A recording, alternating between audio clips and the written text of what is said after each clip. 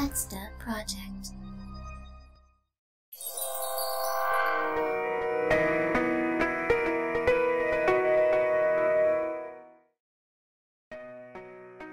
It's hard to see anything in the dark alley at night, and Elise told me to refrain from using illumination magic. With my clothes and impeccable grammar, I stick out enough here as it is. Elise talks to people on the street. They tell her that they haven't seen a bourgeois today, except me, but some of them remember seeing a bourgeois in very expensive-looking getup yesterday around sundown. We asked them where this person went. Unfortunately, none of them seem to know. A group of proles tells us they saw Frederic go into a certain alley, but later, someone else says she saw him come out of that same alley. Either they're misremembering, or Frederic was walking the streets randomly. Following whatever clues we could gather from the locals, we inch our way from muddy street to muddy street, gloomy alley to gloomy alley, farther and farther away from the factory where we last saw Frederic. The prole's friendliness fades away with the light. Even Elise is now looked at with contempt and envy. In this neighborhood, many of these people seem to be even worse off than factory workers. Very few of those who are willing to talk anymore remember seeing Frederic. It's almost as if he had suddenly vanished. Finally, we find someone who gives us a clear answer. Oh, that rich bourgeois? Nasty fella he was. Rude and foul-mouthed. There's no mistake. That's Frederic, all right. I only asked him if he was fine because he was shambling like the Walking Dead. You should have seen him. He was a tipsy rascal, to be sure. His face was white as a sheet. I thought he was sick. So I asked him if he's okay. But damn if the kid doesn't pick a fight with me. Used magic, too. If I had any mana myself, I would have nullified his ego and transformed his dick and balls into a cunt. The man grits his teeth, his ears red. Do you know where he is now? Oh, he's done for. Little rascal picked a fight with Libertans. I was up for the count, mind, but there's no chance he made it out of there. With Libertans. Why couldn't he have won? He's pretty good with magic. The man sneers at me, as if it were an extremely dumb thing to have asked. 'Cause one of those Libertans was Hendrix, and he doesn't mess around. Who's Hendrix? If you don't know, you best keep it that way, kid. Please tell us, mister. Please. Elise looks up at the man's face with wide, wistful eyes, blinking a few times. As if charmed by magic, the man's gaze is drawn to Elise's puppy dog eyes. He sighs. Fine. Man by the name of Fyodor Hendrix is the leader of Libertan. He's the liberator, so he is. Huh? I want to ask, liberate from whom, but decide against it. Where can we find him? Find Hendrix? Yes. Forget it, kid. Don't go looking for trouble. He'll give it to you in spades, so he will. Please tell us, mister. Please. Get yourselves home, little ones. Shouldn't be out here at this hour. Elise's puppy dog eyes aren't working anymore. But suddenly, I get an idea. Elise, give me your hand. Huh? I take Elise's delicate hand and hold it in mine. Hey, why are you so lovey-dovey all of a sudden? That's fine, though. Just be on your way. I whisper to Elise again. Let your compassion flow. Elise follows my instruction and fills her mana with compassion, focusing it on the palm that's in contact with mine. I do the same with intelligence. Transform on 3. 1, 2, 3. Transform! We both invoke the transform ability at the same time, compassionately and intelligently, directing our magic at the proletariat man. The simple charm only makes someone temporarily like you instead of directly manipulating their mind, but if they like you, they're more inclined to help you. I can't normally cast this spell because I'm not gifted in compassion, but together with Elise, and I can. Elise, do the puppy dog eyes again. Huh? Puppy? Elise cocks her head while staring confusedly at me. Ask him about Hendrix again! Okay. Elise looks at the charmed man. Please tell us where to find Hendrix, mister. Please. With her puppy dog eyes. The man is quiet, his eyes unblinking, still dazed and dazzled in a hypnotic state, all emotion gone from his face. His mouth stays momentarily half open, until at last, it lets out a voice kinder than that with which he had spoke before. Fine, but you two be careful, you hear me? You can find Hendrix at Libertan's hideout. It's in the brothel. The brothel? Maison de Beauvoir. It's over there. Just follow this street, and when you find... I know where it is. Thank you, mister. Huh? Not wanting to waste any time, we walk away and head to Maison de Beauvoir. Elise leads the way through a dark alley, lit only by oil lamps hung outside some houses. Franz? Elise speaks in a very low, timid voice, her cheeks painted crimson by the light of the oil lamps. It must feel weird to know that the place where you used to live is a criminal hideout. Well, yeah, but... Franz? With eyes downcast, she starts to slow down. It's okay. We're just going to find Frederic and get out of there, right? Yeah, but... You're still holding my hand. Oh. I look down. Indeed. I'm still touching Elise's small, nice, and soft, if slightly cold, hand. Sorry. I let go as nonchalantly as I can manage. The building stands tall and bright amid the dead quiet of the slum around it. Sounds of people laughing and mingling on the street combine with the sounds of sinful debauchery coming from inside the building. This is the singing voice of Maison de Beauvoir. The vicinity of the building is livelier than other proles' places. Who would have guessed that the den of criminals lay hidden in the most conspicuous place in the whole district? Franz, what do we do? Do you know a way in? I mean, besides the front door. Well, there's a back door in the kitchen, but it can only be opened from inside. That's useless. Why don't you just go in as a customer? It does sound like an intriguing idea. Nah, I'm too attractive. I wouldn't be able to move freely with all the girls fawning over me. No, I don't think you'll have to worry about that. Ouch. That hurt, Elise. But, in all seriousness, I can't go in as a customer, because they're not going to just let a customer wander around by himself looking for a secret room. Anyway, are there any other ways to get inside? Elise thinks hard with a hand under her chin, her eyes scanning the Maison building. I know! We can go in through my bedroom window. Good. Let's go. Elise leads me away from the front door, ambling down streets around the building until we arrive at a narrow, unpaved path behind it. Here it is. I gaze straight ahead, and a concrete wall gazes back at me. Where? There!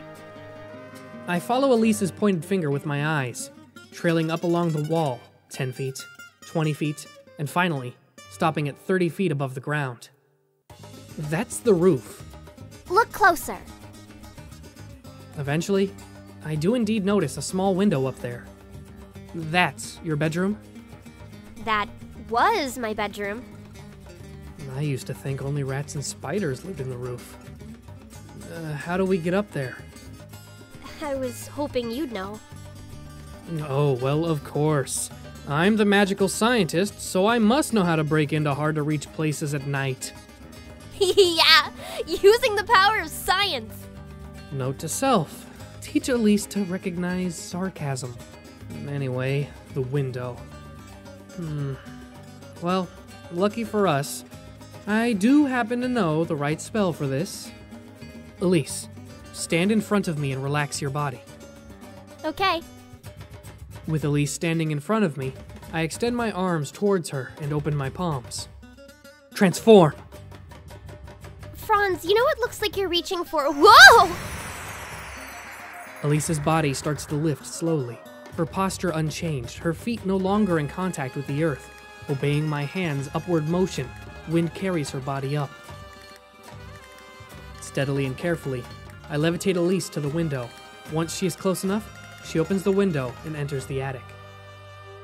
Well, at least she didn't lock the window. Using the same spell, I float myself up to the window and enter the attic bedroom. Franz, that was so fun! Wow. So, you used to live here? Yep, until 5 days ago I slept in this bed every night. It's filthy. Hey.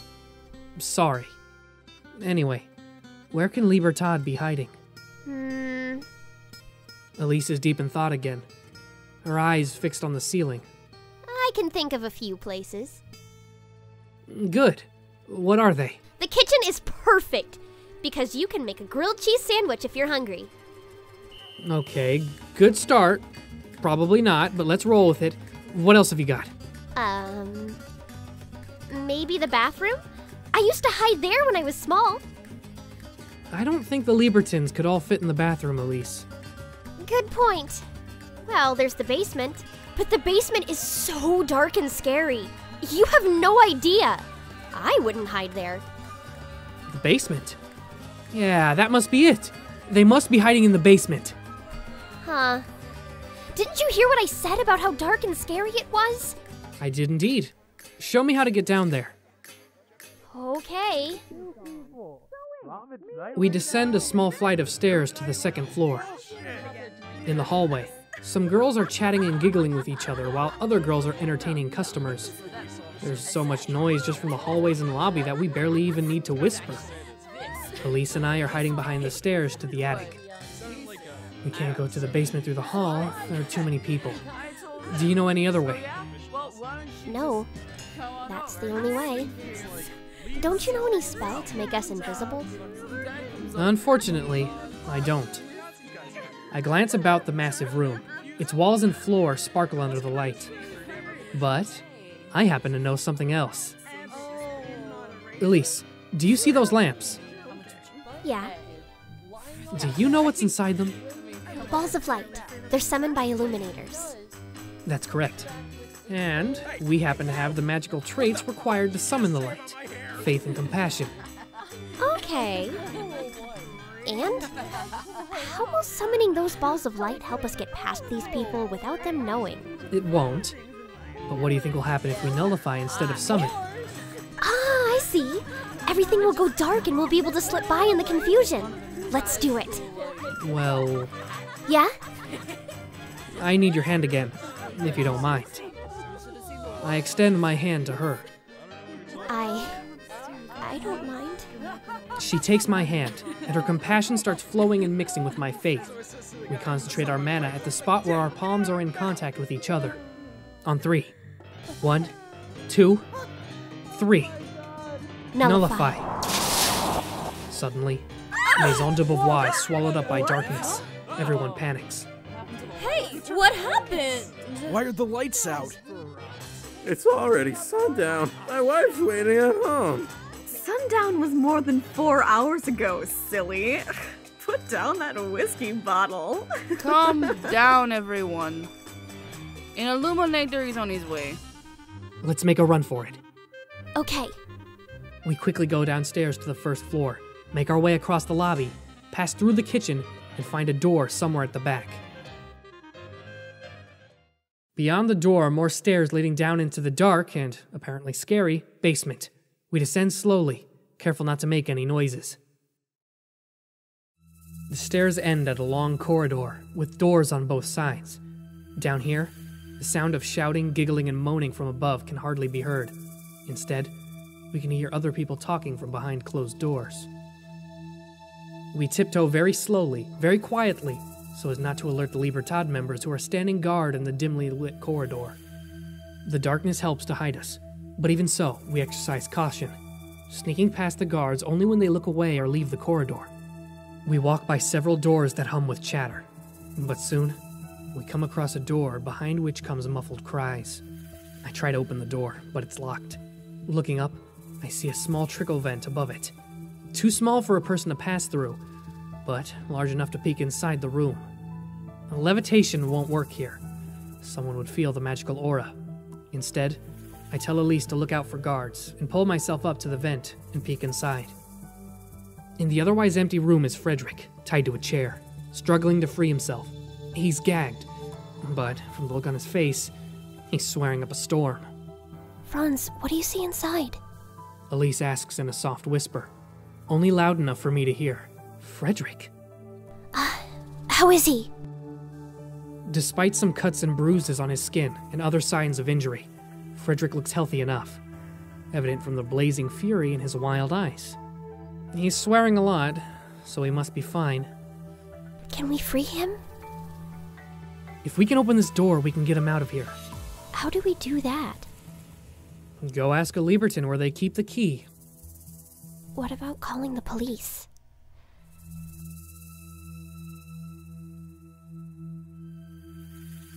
Good idea. Let's call the police. There are too many Libertans for us to deal with. They're going to find us before we find the key. Frederic doesn't seem to be in immediate danger, and the situation will just get much worse if we get caught. Yeah, I think you're right. All right, let's go back. Do we go back upstairs? Do you see any other way? No, but how do we get past all those people in the lobby? Must we make the room dark again? I never thought about our escape plan, but Elise has raised an important question. We couldn't possibly nullify the light again because that'd cause too much alarm. What can we do? Suddenly, I remember something that Elise told me before we went inside the maison. Hey, didn't you mention a back door that can be opened from inside? Oh, that's right. The back door is in the kitchen, and we can get to the kitchen from the basement without going through the lobby. Good. Let's do that. Okay. We go back the same way we came, heading to the staircase while sneaking past the guards as carefully as before. But before we reach the staircase, I hear some men's voices from a room on my left. But I think the kid turns out to be the son of Geoff Godwin. What a surprise! What do you plan to do with him, Hendrix? Elise, wait. A surprise indeed. I only wanted to teach the damn kid some manners. I didn't imagine he'd be a Godwin. They're talking about Frederic. And it's not just some meaningless chatter like what we heard from the other rooms. Sounds like some Libertan higher-ups are having a meeting. With a Godwin in our hands, we can kickstart the revolution. Revolution? What are they talking about? Elise, you go ahead and have Lord Godwin call the police. I'll meet you at Lord Godwin's house. What? Aren't you going to come with me? Shh. I want to know what Libertan is planning. But... They might want to harm Frederic, you know. Are you sure? What if you get caught? Another good question. What if I get caught? I'm in an incredibly dangerous position here, but I need to know what they're planning. Well, all the more reason to call the police. Franz... Don't worry, I'll be fine. Now go. Okay. Be careful, Franz. With a nod, I send Elise on her way. After making sure that she's reached the staircase safely, I hide myself beside a file cabinet and listen carefully to the Libertad's meeting. Hendrix, I understand your way of thinking, but if I may, I'd like to ask that you reconsider. It is still much too early for Libertad to target Lord Godwin. He is a powerful man. The air of elegance with which the muscular brown-skinned man speaks belies his proletariat presentation. The man he calls Hendrix doesn't reply, but, even in his silence, the unkempt and thinly bearded man wields authority. The police are ignoring us because they don't realize how organized we are. Ransoming Lord Godwin's son will change all that. I would have him released were it up to me. Blindfold him and let him go far away from here so he can't lead the police back here. Release him? Gesang, ransom or not, this kid's a punk. This guy needs to be punished on principle. Gesang? Where have I heard that name? Instead of Hendrix, another Libertad member has voiced his opinion, but this Gesang doesn't pay him any mind. Hendrix, is it not wise to wait until we enlarge our ranks? I respect your opinion, Gesang. But the dilemma of time is that everything is always either too early or too late. Starting too early may be bad for us, but it's better than starting too late. The proletariat has been enduring injustice for too long. If now is not the time to bring the capitalists to their knees, when is? And finally, we've been handed a bargaining chip. Gesang, your entire country was forced into labor by the upper-class pigs that this Godwin child represents. Your people slave away and your country is drained of its natural resources, all for mana. I know this, Hendrix. This is why we must fight. Day and night, our people work themselves to death, endlessly producing magic machines that enrich the bourgeoisie. They build conservatoires to educate their children in the ways of magic, yet our children are expected to work. They prepare their children to change the world on the backs of our children. We are poor because we don't have mana, but mana is money in today's world. If you don't have mana in Overture, you can't live a proper life. Pah. They claim this kingdom is a constitutional monarchy. But the very same constitution that protects the bourgeoisie's ownership of mana also gives them absolute power to rule over us, the labor. They are kings and we are slaves. And who is the king of the slave owners? Joff Godwin! Yes, Joff Godwin. He owns Magical Mechanical, and by extension, he owns most of the people in this town. For what he lacks in raw wealth over the king, he more than makes up for in raw power. Overture is the most technologically advanced city in the world. We have knowledge, and knowledge is power. But the elites like Godwin won't hand over their power willingly. It is up to Libertan, to us, to reclaim this country. We will build a new stateless and classless society where everyone is equal. Overture is divided because some people have mana and some do not. But we have the resources to give everyone mana potions. We will make a new society, a better one. One in which everyone will be a magician of equal standing. Mages and wizards will be a thing of the past. Empty ranks. We will give everyone access to mana. When every magician has mana, we will be judged on how much we contribute to society, not by what social class we were born into. That is just. That is equality. And a just social system can only be governed by a just government. A government of, by, and for people. That is our revolution, Gesang. It's the same one that we will bring to your homeland once we're successful here. The people's revolution will succeed. Libertan is the people. I have faith in the revolution and the courage to fight for our liberty. For a while, they're all silent. So will you lend me your power, men? Will you lay down your lives for the revolution? Of course, Hendrix. I am intelligent enough to know that this is a righteous cause. My compassion lies with the proletariat. My power lies with the people. We will support you, Hendrix. For our liberty! For liberty! For liberty! For liberty! For liberty! A classless society, ruled by a new government of, by, and for the people.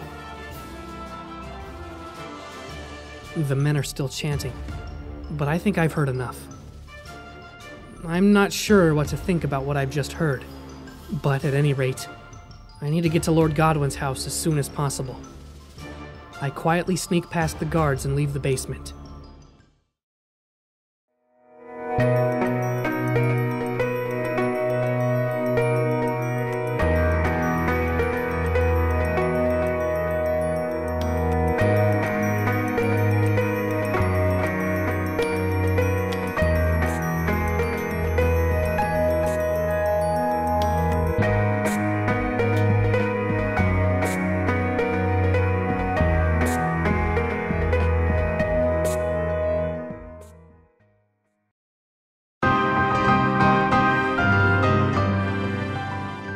Lady Elise, well, this is a surprise. Stop this, Gesang. What you're doing is wrong. What do you know of right or wrong, young lady? Do you even know what we are doing?